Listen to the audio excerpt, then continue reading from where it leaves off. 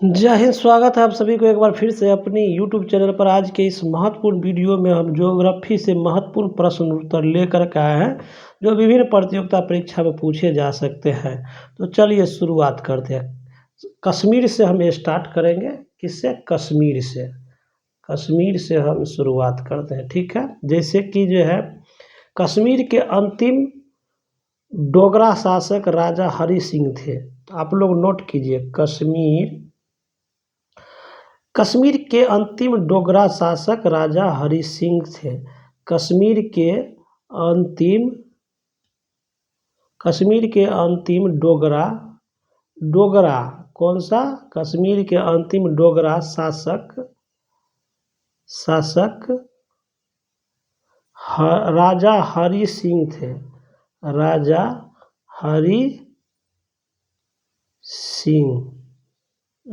हरि सिंह थे। कश्मीर के अंतिम डोगरा शासक राजा कौन थे? हरि सिंह थे। कश्मीर के अंतिम डोगरा शासक राजा कौन थे?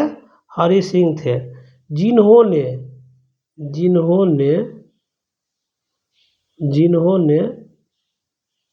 26 अक्टूबर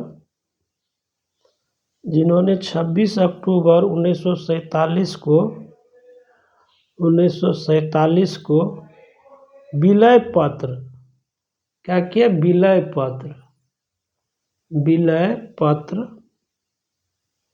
विलय पत्र पर हस्ताक्षर किए। क्या किए? विलय पत्र पर हस्ताक्षर करके कश्मीर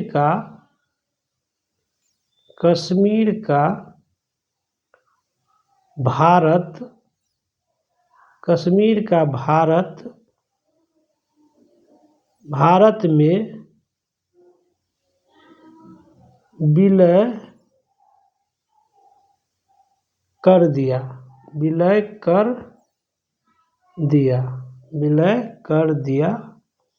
कश्मीर के बारे में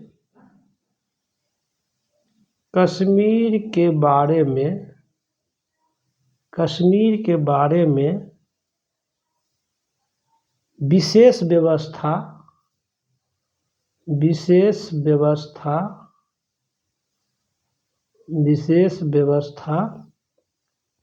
अनुच्छेद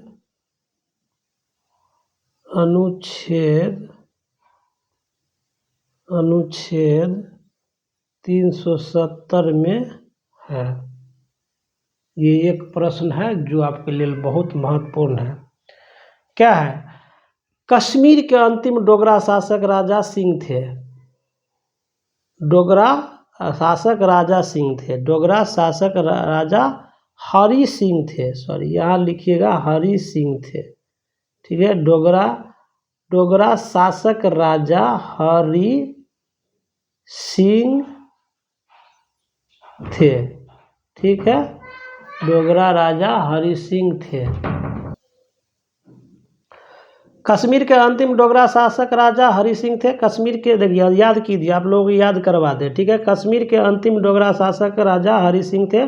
कश्मीर के अंतिम डोगरा शासक राजा हरि सिंह थे, जिन्होंने 26 अक्टूबर 1947 को विलय पत्र पर हस्ताक्षर करके कश्मीर का भारत में विलय कर दिया। जिन्होंने 26 अक्टूबर 1947 को विलय पत्र पर हस्ताक्षर करके कश्मीर का भारत में विलय कर दिया। कश्मीर का क्या किया? भारत में विलय कर दिया। कश्मीर के बारे में विशेष व्यवस्था अनुच्छेद 370 में है। तो 300 अनुच्छेद 70 पढ़ेंगे तो उसमें पूरा जानकारी दिया गया, ठीक है। तो एक प्रश्न आपको याद हो गया कि कश्मीर के अंतिम डोगरा शासक राजा हरि सिंह थे, जिन्होंने 26 अक्टूबर 1947 को विलय पत्र पर हस्ताक्षर करके कश्मीर का भारत में विलय कर दिया। कश्मीर के बारे में विशेष व्यवस्था अनुच्छेद 370 में निहित है। पहला सवाल क्या है कि कश्मीर के पूछेगा कि जम्मू कश्मीर के संविधान कब बना था?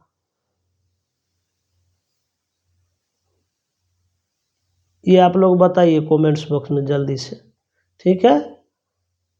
जम्मू कश्मीर का संविधान कब बना?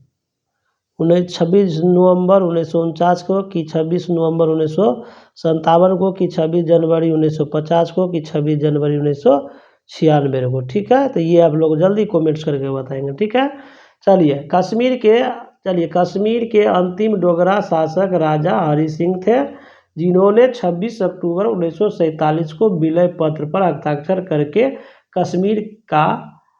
कश्मीर का भारत में विलय कर दिया। कश्मीर के बारे में विशेष व्यवस्था अनुच्छेद 370 में। ठीक है, ये पहला सवाल था।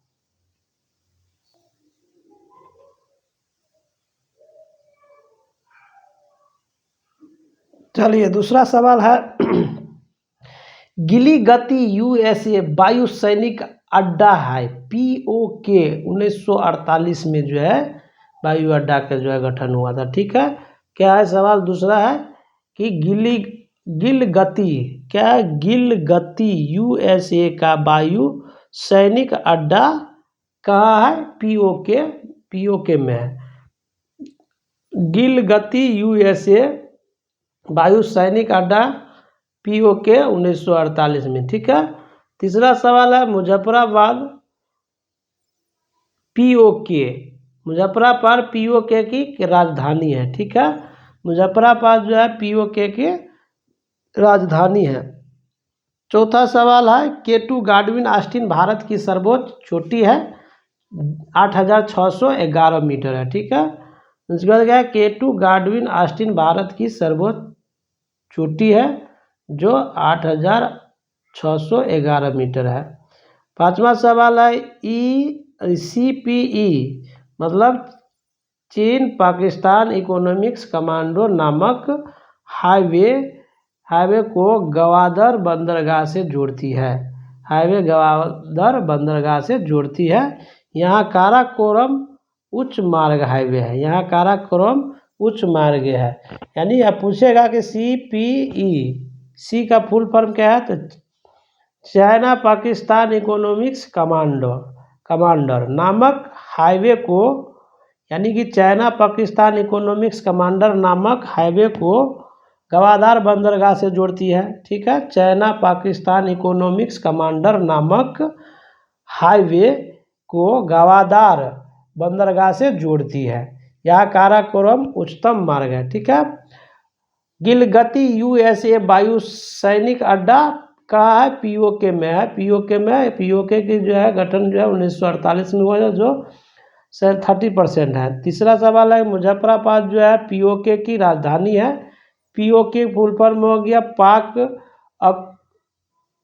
ऑक्युपाइड कश्मीर। ठीक है, पाक ऑक्युपाइड कश्मीर। ठीक है, चौथा है K2 गाडविन ऑस्टिन भारत की सर्वोच्च चोटी है जो 8611 मीटर है। पांचवा हो गया EPEC का फुल फॉर्म हो गया चाइना पाकिस्तान इकोनॉमिक्स कमांडर नामक हाईवे को गवादार बंदरगाह से जोड़ती है।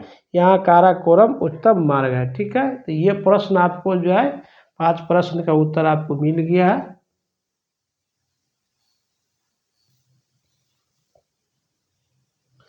छठा सवाल है कि कारगिल 1999 में विजय ऑपरेशन के द्वारा पाक का पीछे भगाया गया।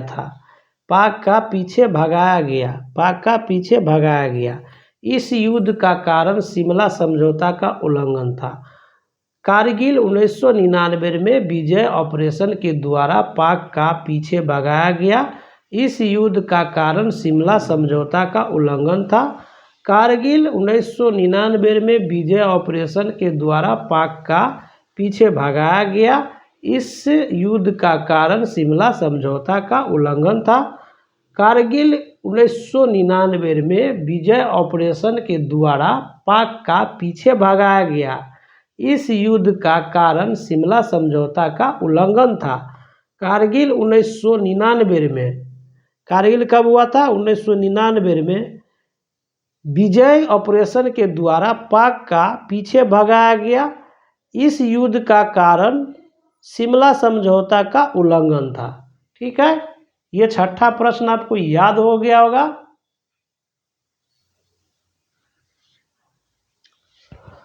अब यहाँ देखिए कि 7वां प्रश्न हो गया, सियाचिन विश्व का सबसे ठंडा व ऊंचा युद्ध का क्षेत्र है। सियाचिन विश्व का सबसे ठंडा एवं ऊंचा युद्ध का क्षेत्र है।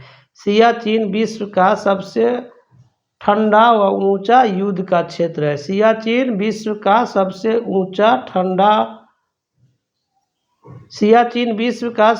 ठंडा व ऊंचा युद्ध का क्षेत्र है। सियाचिन विश्व का सबसे ठंडा व ऊंचा युद्ध का क्षेत्र है। सियाचिन विश्व का सबसे ठंडा व ऊंचा युद्ध का क्षेत्र है।